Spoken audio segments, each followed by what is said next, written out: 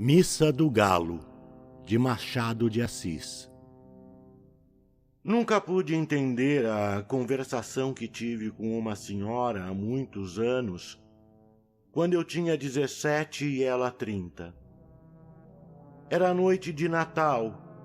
Havendo ajustado com um vizinho irmos à Missa do Galo, preferi não dormir. Combinei que eu iria acordá-lo à meia-noite. A casa em que eu estava hospedado era a do escrivão Menezes, que fora casado em primeiras núpcias com uma de minhas primas. A segunda mulher, Conceição, e a mãe desta, me acolheram bem quando vim de Mangaratiba para o Rio de Janeiro, meses antes, a estudar preparatórios. Vivia tranquilo naquela casa sobradada da Rua do Senado, com os meus livros, poucas relações, alguns passeios. A família era pequena: o escrivão, a mulher, a sogra e 2 escravas. Costumes velhos. Às 10 horas da noite toda a gente estava nos quartos. Às 10h30 a casa dormia.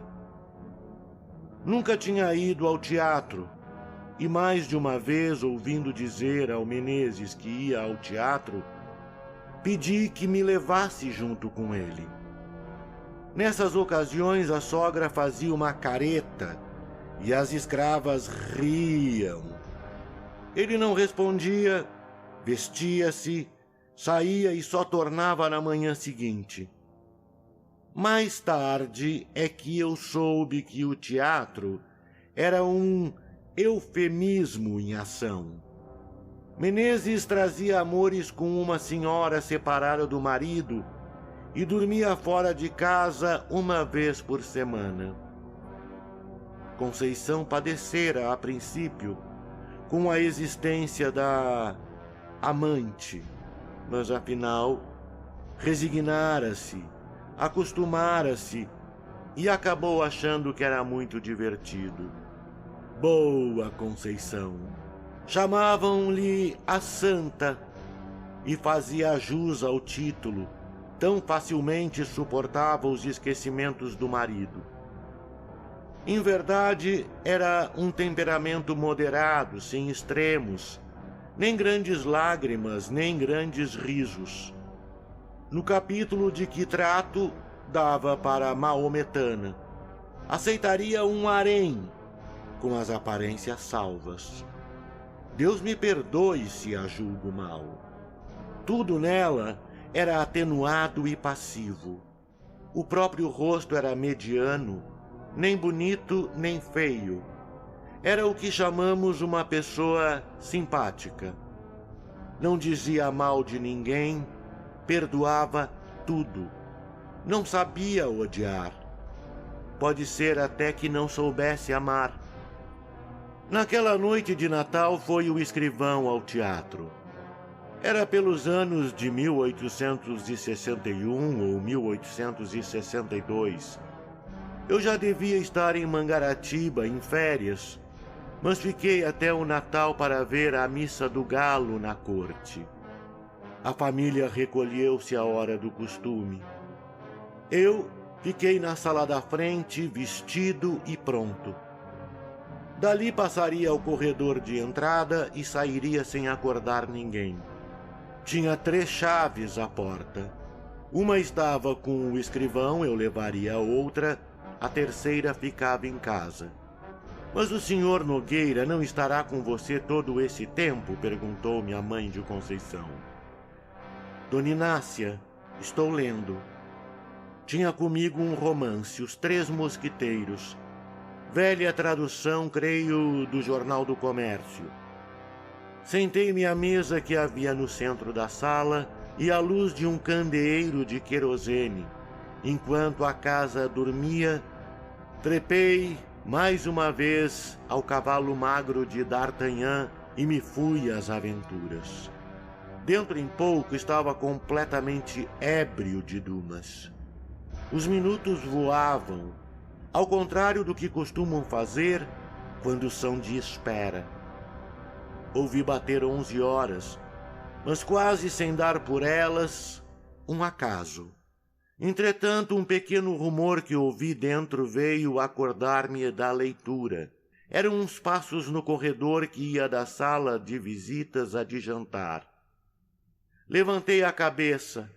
Logo depois vi assomar à porta da sala o vulto de Conceição. Ainda não foi? Perguntou ela. Não fui. Parece que ainda não é meia-noite. Que paciência! Conceição entrou na sala arrastando as chinelinhas da alcova. Vestia um roupão branco mal apanhado na cintura. Sendo magra, tinha um ar de visão romântica, não disparatada como o meu livro de aventuras. Fechei o livro, ela foi sentar-se na cadeira que ficava defronte de mim, perto do canapé. Como eu lhe perguntasse se havia acordado sem querer, fazendo barulho, respondeu com presteza: Não, qual? Acordei por acordar.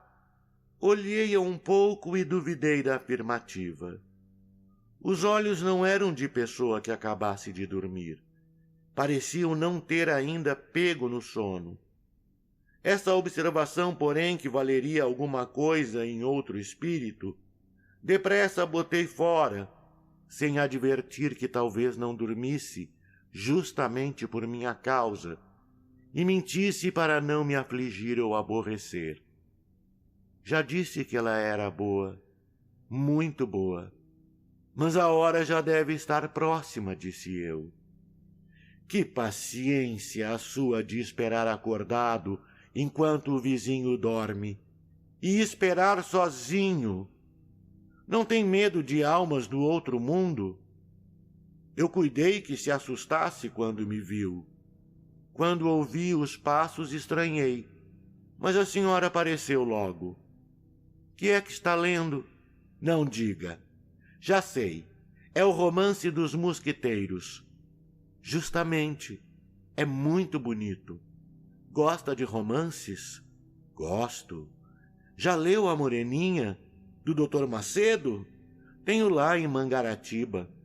Eu gosto muito de romances, mas leio pouco, por falta de tempo. Que romances que você tem lido? Comecei então a dizer os nomes de alguns. Conceição me ouvia com a cabeça reclinada no espaldar, enfiando os olhos por entre as pálpebras meio cerradas, sem os tirar de mim. De vez em quando, passava a língua pelos beiços para umedecê-los.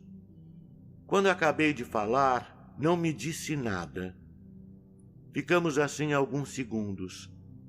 Em seguida, via endireitar a cabeça, cruzar os dedos e sobre eles pousar o queixo, tendo os cotovelos nos braços da cadeira. Tudo sem desviar de mim os grandes olhos espertos. Talvez esteja aborrecida, pensei eu.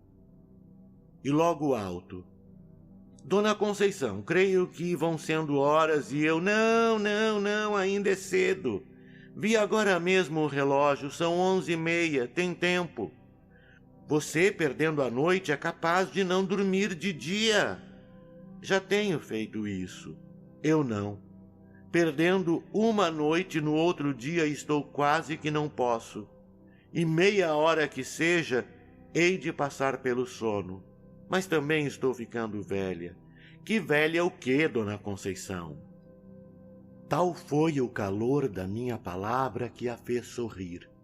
De costume, tinha os gestos demorados e as atitudes tranquilas. Agora, porém, ergueu-se rapidamente, passou para o outro lado da sala e deu alguns passos, entre a janela da rua e a porta do gabinete do marido. Assim, com o desalinho honesto que trazia, me dava uma impressão singular. Embora magra, tinha não sei que balanço no andar, como quem lhe custa levar o corpo. Essa feição nunca me pareceu tão distinta como naquela noite.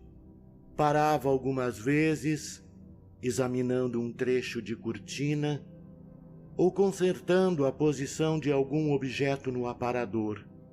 Afinal, deteve-se ante mim com a mesa de permeio. Estreito era o círculo das suas ideias. Tornou ao espanto de me ver esperar acordado. Eu repeti o que ela sabia, isto é, que nunca ouvira a missa do galo na corte e não queria perdê-la. É a mesma missa da roça. Todas as missas se parecem. Acredito. Mas aqui há de haver mais luxo e mais gente também. Olhe, a Semana Santa na corte é mais bonita que na roça. São João não digo, nem Santo Antônio. Pouco a pouco tinha-se reclinado, pincara os cotovelos no mármore da mesa e metera o rosto entre as mãos espalmadas. Não estando abotoadas as mangas, caíram naturalmente e eu vi-lhe metade dos braços, muito claros e menos magros do que poderiam supor. A vista não era nova para mim, posto também não fosse comum. Naquele momento, porém, a impressão que tive foi grande. As veias eram tão azuis que, apesar da pouca claridade, podia contá-las no meu lugar. A presença de Conceição espetara-me ainda mais que o livro. Continuei a dizer o que pensava das festas da roça e da cidade, e das outras coisas que me iam vindo à boca. Falava emendando os assuntos sem saber porquê, variando deles ou tornando aos primeiros, e rindo para fazê-la sorrir e ver-lhe os dentes que luziam de brancos, todos iguaizinhos. Os olhos dela não eram bem negros, mas escuros. O nariz seco e longo, um tantinho curvo, dava-lhe ao rosto um ar interrogativo. Quando eu aumentava um pouco a voz, ela me reprimia. Mais baixo! Mamãe pode acordar. E não saía daquela posição que me enchia de gosto.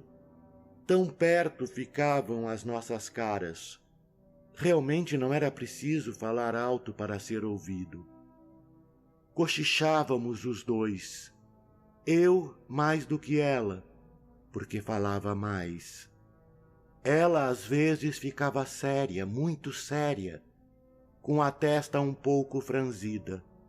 Afinal, cansou. Trocou de atitude e de lugar. Deu volta à mesa e veio sentar-se do meu lado no canapé. Voltei-me e pude ver, a furto, o bico das chinelas. Mas foi só o tempo que ela gastou para sentar-se. O roupão era comprido e cobriu-as logo. Me lembro que eram pretas. Conceição disse baixinho. Mamãe está longe, mas tem o sono muito leve.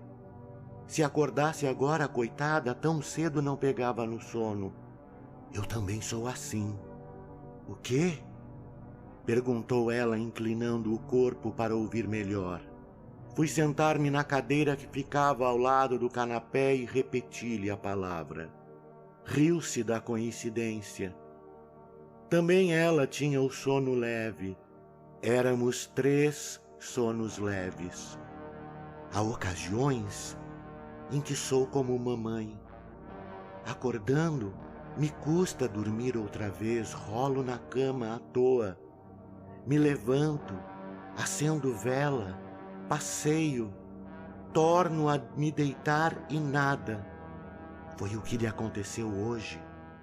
Não, atalhou ela. Não entendi a negativa.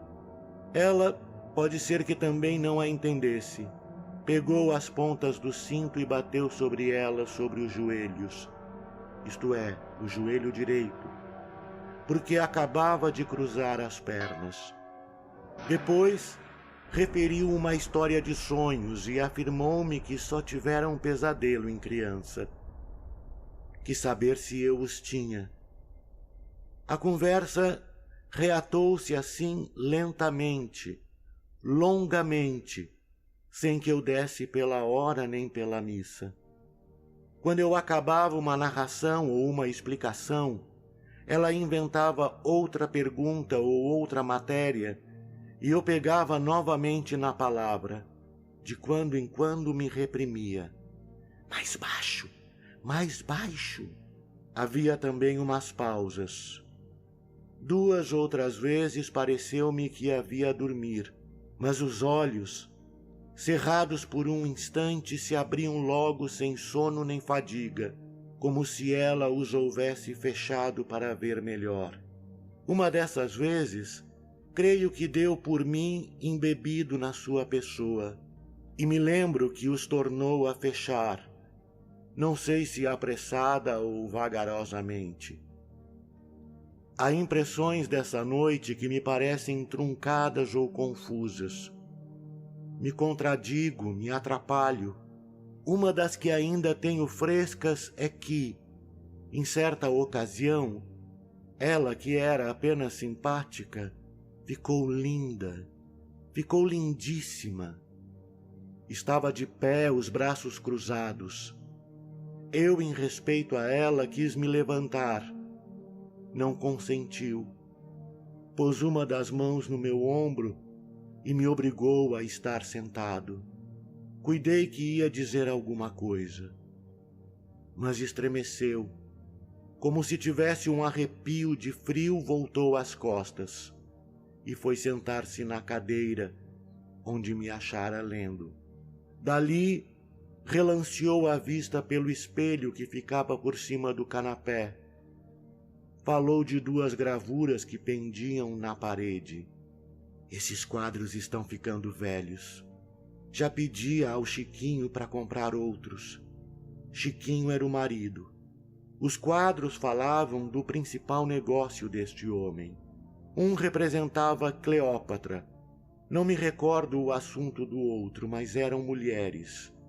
Vulgares ambos. Naquele tempo não me pareciam feios. São bonitos, disse eu.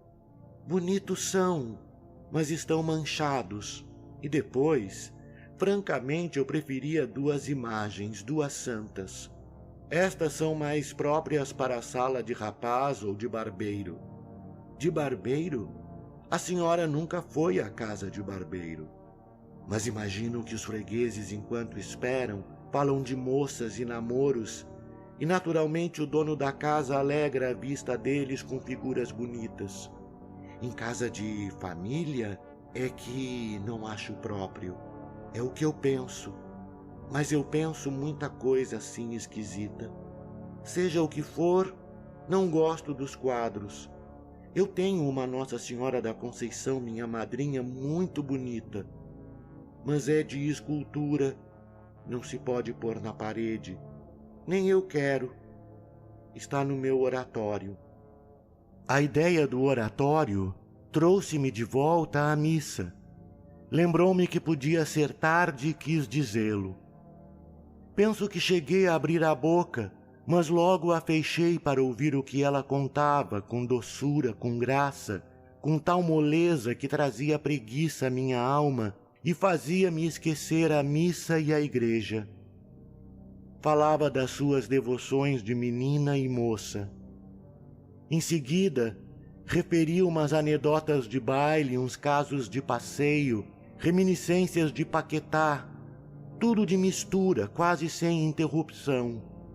Quando cansou do passado, falou do presente, dos negócios da casa, das canseiras de família, que lhe diziam ser muitas antes de casar, mas não eram nada. Não me contou, mas eu sabia que casara aos 27 anos. Já agora não trocava de lugar como a princípio, e quase não saíra da mesma atitude. Não tinha os grandes olhos compridos e entrou a olhar à toa para as paredes.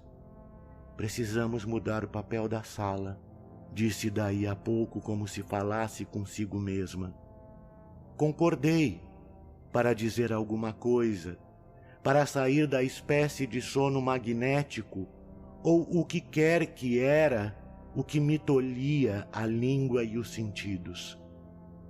Queria e não queria acabar a conversação. Fazia esforço para arredar os olhos dela e arredava-os por um sentimento de respeito. Mas a ideia de parecer que era aborrecimento quando não era, levava-me os olhos outra vez para a Conceição. A conversa ia morrendo. Na rua, o silêncio era completo. Chegamos a ficar por algum tempo, não posso dizer quanto, inteiramente calados. O rumor único e escasso era um roer de camundongo no gabinete, que me acordou daquela espécie de sonolência. Quis falar dele, mas não achei modo. Conceição parecia estar devaneando. Subitamente ouvi uma pancada na janela do lado de fora e uma voz que bradava: "Missa do Galo! Missa do Galo!" "Aí está o companheiro", disse ela, levantando-se. "Tem graça.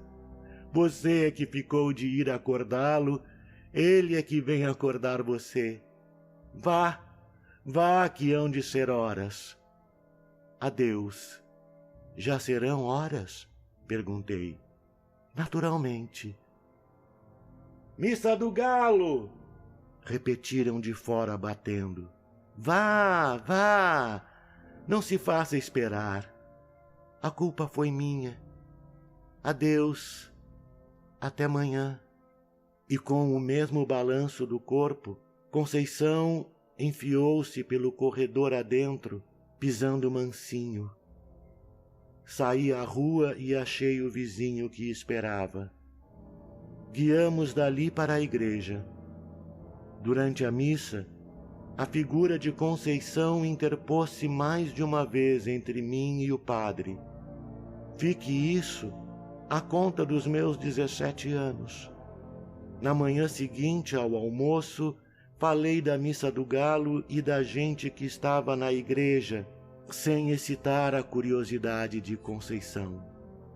Durante o dia, achei-a como sempre, natural, benigna, sem nada que fizesse lembrar a conversação da véspera. Pelo ano bom fui para Mangaratiba. Quando tornei ao Rio de Janeiro em março, o escrivão tinha morrido de apoplexia. Conceição morava no Engenho Novo, mas nem a visitei, nem a encontrei. Ouvi mais tarde que se casara com o escrevente juramentado do marido. Do narrador. Carlos Eduardo Valente é ator, diretor de teatro, dublador, narrador de audiobooks e também formado em psicologia. 65 anos de vida bem vivida e cheio de histórias para contar, mas prefere contar e interpretar as histórias dos outros. Até tenta escrever um pouco, mas não tem a disciplina necessária como tem nessas outras áreas citadas. Depois de morar 20 anos em Porto Alegre, voltou a Pelotas, onde se formou em psicologia. Morou em São Paulo um bom tempo e agora mora em Florianópolis, para onde voltou depois de 13 anos longe da ilha. Sempre na batalha por novos desafios. Também brinca com fotografia e edição de vídeos, porque viver é bom demais. Contato: carlão50@gmail.com